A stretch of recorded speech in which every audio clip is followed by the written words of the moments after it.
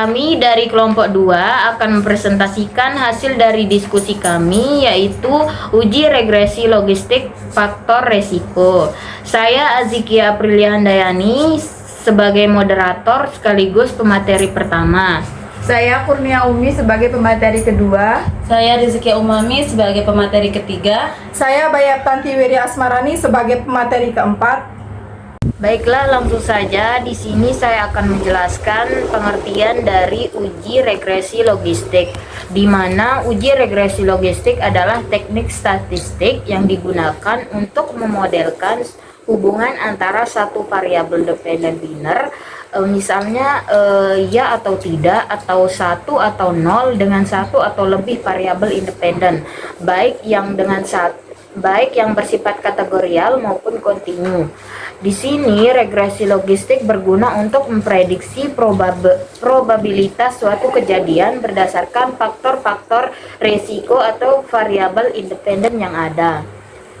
Untuk syarat dan tujuannya, adapun tujuan dari uji regresi logistik dengan model faktor resiko adalah untuk menganalisis dan memahami bagaimana faktor-faktor resiko tertentu mempengaruhi probabilitas terjadinya suatu peristiwa.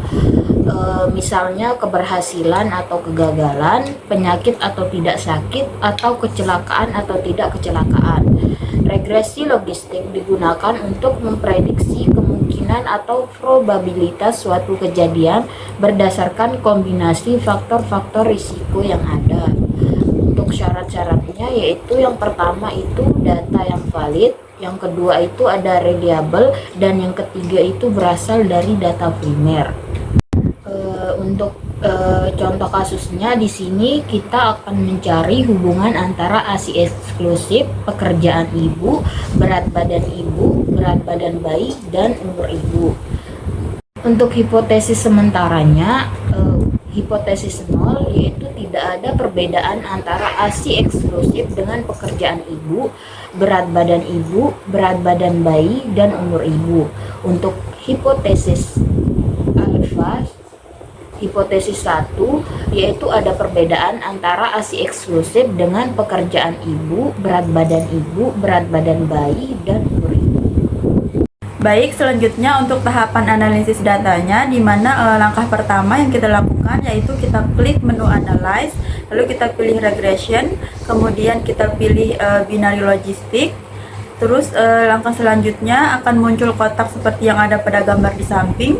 Selanjutnya pada kotak dependent diisi dengan eksklusif, dan pada kotak covariat diisi dengan pekerjaan ibu, berat badan bayi, dan umur ibu. Lalu kita klik OK. Dimana untuk hasilnya, jika p-value-nya lebih dari ketentuan, yaitu lebih dari 0,05, maka dilakukan simulasi pada variabel tersebut atau uji confounding.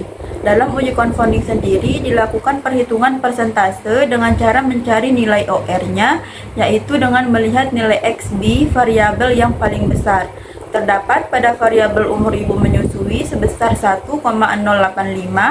lalu akan melakukan simulasi pada variabel yang memiliki nilai p-value paling besar. Kemudian dapat melakukan perhitungan nilai OR pada variabel yang disimulasi, yaitu pada berat badan bayi. Selanjutnya kita akan uji confounding, yang dimana kita akan mengeluarkan variabel BB bayi. Setelah dilakukan eliminasi pada variabel berat badan bayi, maka nilai XBB pada umur ibu menyusui berubah menjadi 1,083. Untuk mendapatkan nilai OR, nilai XBB 1 dikurangi XBB 2 dibagi XBB 1 dikali 100%. Dalam aturan confounding, untuk bisa dinyatakan variabel sesuai dengan kategori confounding, yakni apabila perubahan lebih dari 10%. Untuk melihat nilai OR-nya, nilai XBB 1 dikurangi yakni 1,085 dikurangi nilai XBB 2 yaitu 1,083 dibagi XBB 1 1,085 dikali 100. Untuk hasil pengurangan dari 1,085 dikurangi 1,083 yakni 0,002 dibagi 1,085 dikali 100 mendapatkan hasil 0,18%. Selanjutnya kita akan menguji confounding lagi dengan mengeluarkan variabel umur ibu. Dari hasil uji compounding, setelah dilakukan eliminasi pada variabel umur ibu menyusui, maka nilai XPB pada BB ibu berubah menjadi 1,054. Untuk mendapatkan hasil OR, nilai XPB 1 kurang XPB 2 bagi XPB 1 kali 100%. Dalam aturan compounding, untuk bisa dinyatakan variabel sesuai dengan kategori compounding, yakni apabila perubahan lebih dari 10%. Di mana dengan nilai OR-nya yaitu XPB 1 1,052 dikurangi XPB 2 yaitu 1,054 bagi XPB 1 1,052 kali 100%.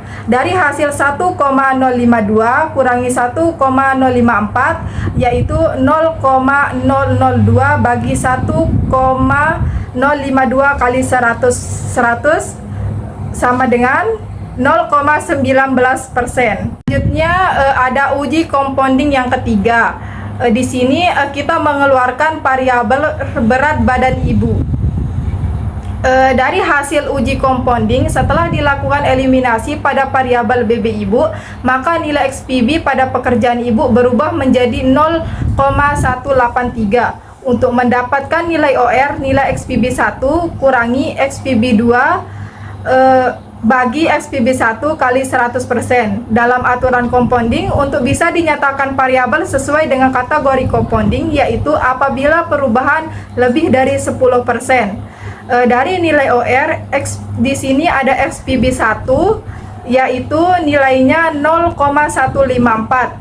XPB 2 hasilnya yaitu 0,183 bagi XPB 1 yaitu 0,156 kali 100%. Dari hasil XPB 1 dengan XPB 2 yaitu 0,027 kali 0,156 kali 100 sama dengan 17,30%. Di uji regresi logistik faktor risiko dapat kita simpulkan dalam output data yang telah dilakukan variabel berat badan ibu, berat badan bayi, dan umur ibu tidak memiliki hubungan dengan pekerjaan ibu karena hasil yang kita dapat lebih dari 10%. Sekian presentasi dari kelompok kami. Kurang lebihnya saya mohon maaf. Wassalamualaikum warahmatullahi wabarakatuh.